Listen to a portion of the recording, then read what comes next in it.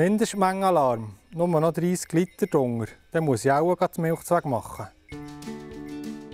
In der Schweiz nach wie vor einzigartig und für die Bevölkerung von Steffisburg eine Erweiterung von ihren Einkaufsmöglichkeiten.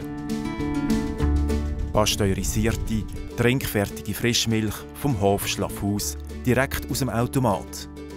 24 Stunden am Tag, 7 Tage in der Woche. Ich finde es super, dass man hier frische Pastmilch rauslassen kann. Das ist schon haltbar.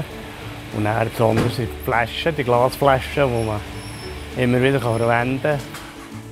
Für den Hans-Rudi und seine Familie bedeutet diese Anlage eine Investition in ihre Zukunft.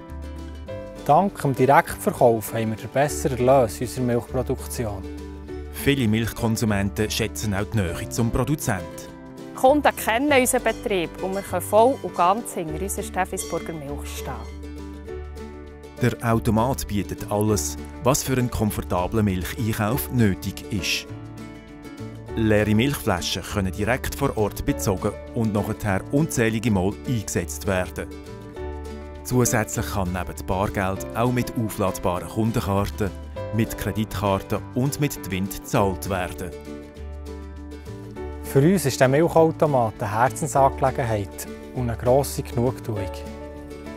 Die positiven Rückmeldungen der Kunden tun richtig gut.